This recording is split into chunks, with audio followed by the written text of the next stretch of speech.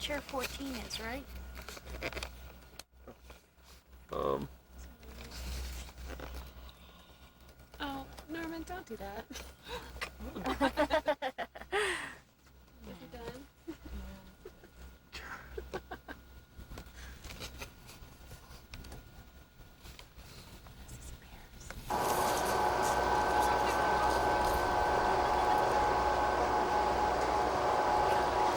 Wait, don't move.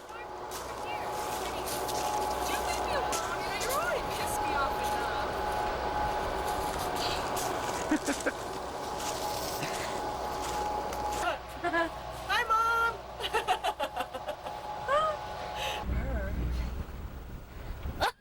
Norm, don't! Get that thing away from me. Oh, sorry.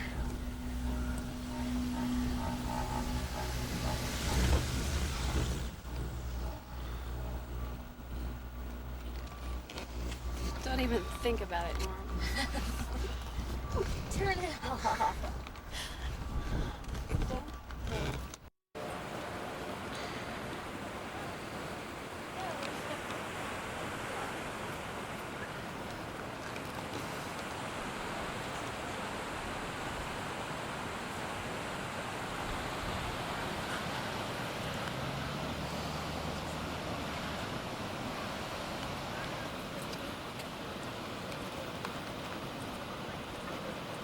Watch, I'm gonna come up here.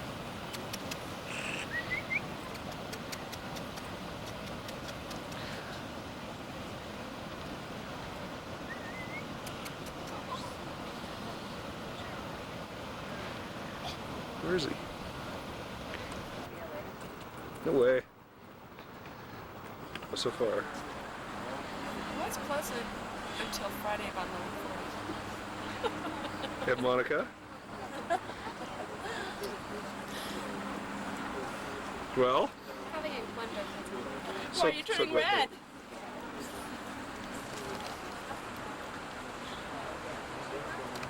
Laura? I live here, ma'am. What? I live here, ma'am.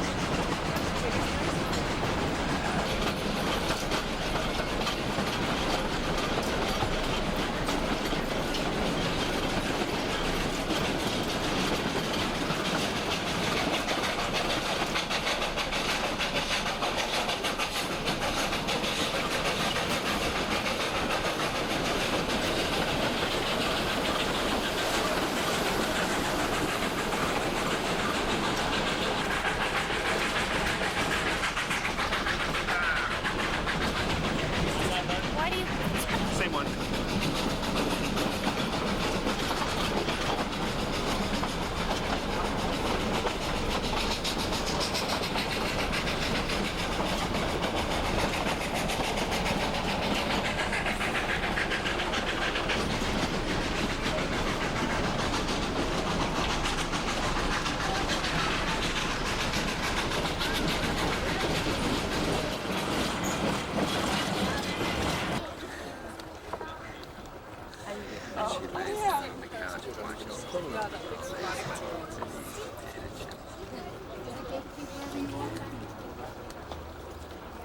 Don't do a close-up.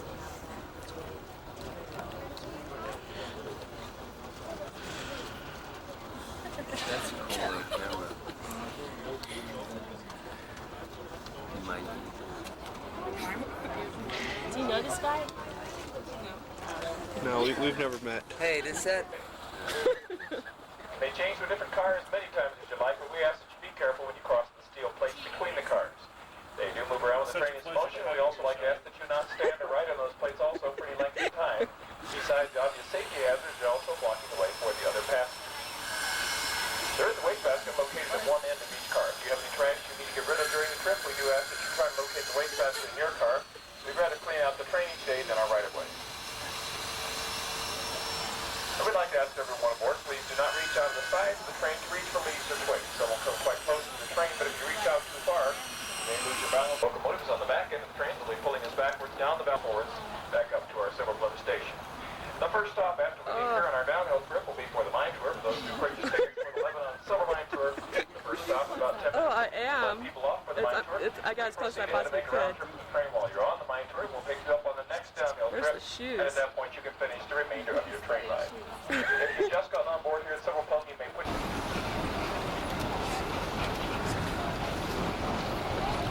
As we back out of the station, we'd like to point out some of our other equipment.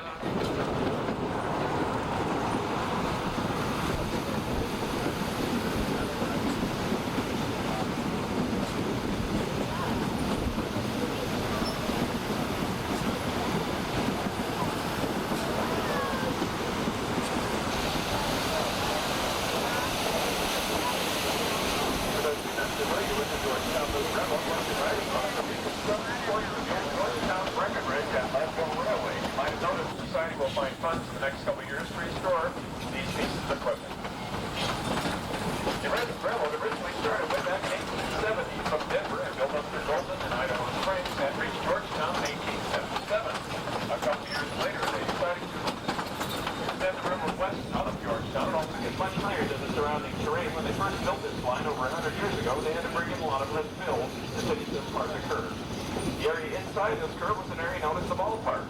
Many years ago, it was a favorite picnic spot for local residents to come up, have picnics, and play baseball. There was a complete baseball diamond inside there, believe it or not, and even a swimming hole. What you're riding on is a narrow gauge railroad. That means that what's small enough fragments so they could haul them off by hand or by horse team. Incidentally, this boulder field was brought down from the mountainside above us by a glacier many thousands of years ago.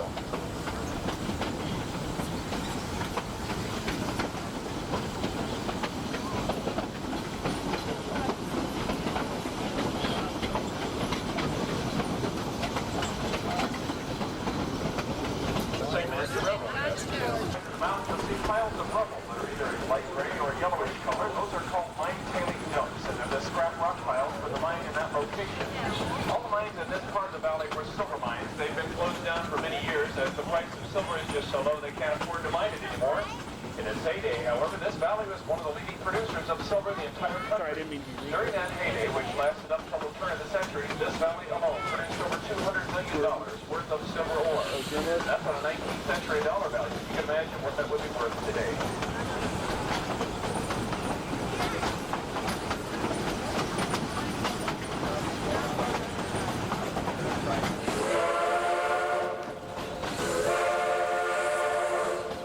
Bring the ore from those mines back to the whole tunnel, load it onto the railroad cars at this siding, and ship the ore to Denver for processing. Part of the way through its construction, they ran into a vein of silver, and the whole tunnel became a silver mine, just like all the rest.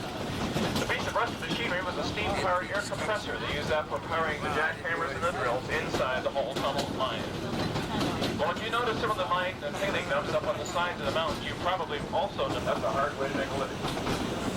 And as we get into this lower part of the valley, we'd like to point out that the Devil's Gate Viaduct, or the high bridge, is now coming into view. Good. Good. How are you? Good. But there's over a 600-foot elevation rise coming up the valley to reach Silver Plum. This bridge was finished in 1984, exactly 100 years later, at a cost of $1 million. There's a good example of inflation for you.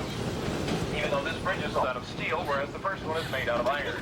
That alone gives this bridge 5 times the structural strength of the first one. That's good because our locomotives are heavier, but we also mention this now so that you are assured it is quite safe and quite strong to cross over the bridge. And it's at this point where they get the name the Georgetown Loop. This is the point where the tracks loop or spiral on top themselves. Looking down the valley, you get a nice view of Georgetown. That is those of you who still have your eyes open. And Upper Valley. Just below the opposite abutment of the upper end of the parking lot is a small stone monument. It's put there to point out a motorist on Old Highway 6, which is another one right in the same place again. It was built in 1920 by the Baldwin Locomotive Works in Philadelphia, Pennsylvania. It was built for export, however, and it was sent down to Central America, where they used it primarily in the countries of Guatemala and El Salvador on the national railways. Down in Central America, they don't have much coal, so they had this built very close match to the early day excursion cars they used on the loop around the turn of the century. The other 7 cars were built in 1903 by the Network Rio Grande Railroad. They ran narrow gauge lines throughout Colorado and New Mexico for many years. The brown open car reached our Georgetown platform also in about a minute or so. We will about 470 feet in elevation.